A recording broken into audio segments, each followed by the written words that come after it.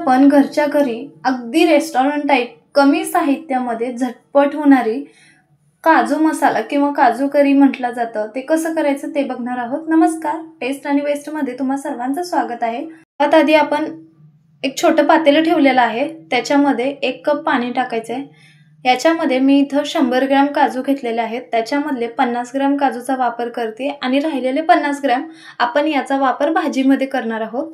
Gas medium वरती करायचे आणि 1-2 मिनिटं तरी हे काजू शिजवून घ्यायचेत। जे काही साहित्य लागतं खाली डिस्क्रिप्शन बॉक्समध्ये देते, एकदा नक्की चेक करा जेणेकरून रेसिपी करताना तुम्हाला इझी जाईल। तर आपले जे काजू आहेत ते शिजले गेलेले आहेत, हे डायरेक्ट मी मिक्सरच्या जारमध्ये काढते। याला थंड करून घ्यायचंय आणि पूर्णपणे बारीक पेस्ट करून घेऊया। तर अशा प्रकारे एकदम बारीक पेस्ट करून घेतलेली आहे।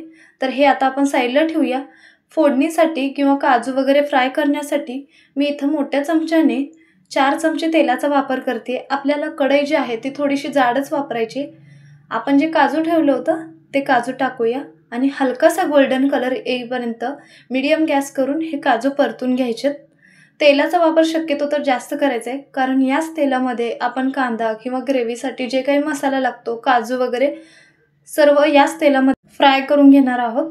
तर काजू काढलेले आहेत, त्याच्यामध्येच मीडियम साईजचे मी इथं 3 कांदे एकदम बारीक चॉपरने चॉप केलेले आहेत। आपल्याला होता होईल तेवढं कांदा एकदम बारीक करून घ्यायचा आहे। हलकासा गोल्डन कलर आलेला आहे, जास्त पण आपल्याला कांद्याला कलर येऊ द्यायचं नाहीये, थोडासा कच्चा आणि कलर चेंज झालेला आहे। यामध्येच मी मिक्सरला 2 टोमॅटो एकदम बारीक प्युरी करून घेतलेले ते टाकते। एखादा मिनिटभर परतून घेऊया जेणेकरून टोमॅटो मधला जो कच्चापणा आहे तो जाईल। तर इथं टोमॅटो मीडियम गॅस करून मी इथं परतून घेतलेला आहे। याच्यामध्येच 1 चमचा पनीर मसाल्याचा वापर करते, तुम्हाला हवा असेल तर गरम मसाल्याचा वापर करू शकता। चवीनुसार मीठ टाकूया, म्हणजे अर्धा चमचा मीठ, अगदी चिमूटभर हळदीचा वापर करायचा आहे, 1 चमचा लाल तिखट, 1 चमचा आपला जे रेग्युलर काळा मसाला असतो तो टाकलेला आहे। सर्व मिक्स करून घेऊया आणि हा मसाल्याला तेल सुटेपर्यंत परतून घ्यायचं आहे, सर्व एकत्र होईपर्यंत। सर्व मसाला एकत्र झालेला आहे, त्याला तेल सुटलेलं आहे। याच्यामध्येच मी इथं जे आपण काजू शिजवून घेतलेलं पाणी होतं 1 कप पाणी, त्याच्यामध्ये थोडंसं ॲड करून गरम पाण्याचा वापर केलेला आहे, थोडंसं पाणी टाकलेलं आहे।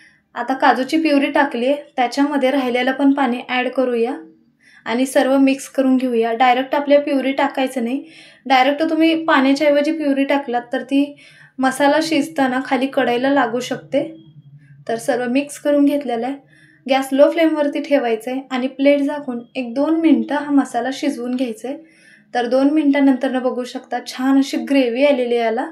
तर परत एकदा आपण चमच्याच्या साहाय्याने मिक्स करून घेऊया।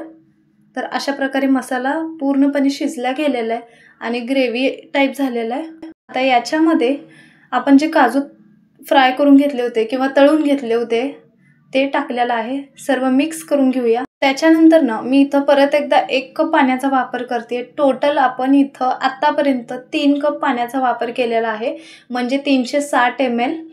पाण्याचा वापर कमी जास्त करू शकता। अर्धा चमचा भाजी शिजल्यानंतर मी पनीर मसाला टाकलेला आहे, कस्तुरी मेथी टाकते चवीसाठी 1 चमचा, हवा असेल तर टाकू शकता किंवा नाही टाकलात तरी चालेल कस्तुरी मेथी, पण कस्तुरी मेथी जी चव आहे ती खूप छान लागते काजू मसाल्याला, त्याच्यामुळे कस्तुरी मेथीचा वापर शक्यतो तर कराच तुम्ही। गॅस लो फ्लेमवरती ठेवूया आणि 3 ते 4 मिनिटं परत एकदा आपण ही भाजी शिजवून घेणार आहोत। एकदम लो फ्लेमवरती मी इथं 3 ते 4 मिनिटं भाजी शिजवून घेतली, गॅस बंद केलेला आहे।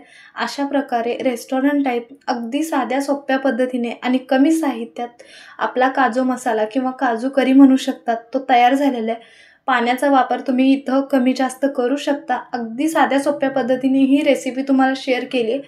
व्हिडिओ कसा वाटला ते नक्की सांगा। व्हिडिओ जर आवडला तर नक्की चॅनल लाईक, शेअर आणि सबस्क्राईब करा। कमेंट्स बॉक्समध्ये पण नक्की सांगा आजची ही काजू करी रेसिपी तुम्हाला कशी वाटली ती। व्हिडिओ पाहिल्याबद्दल धन्यवाद।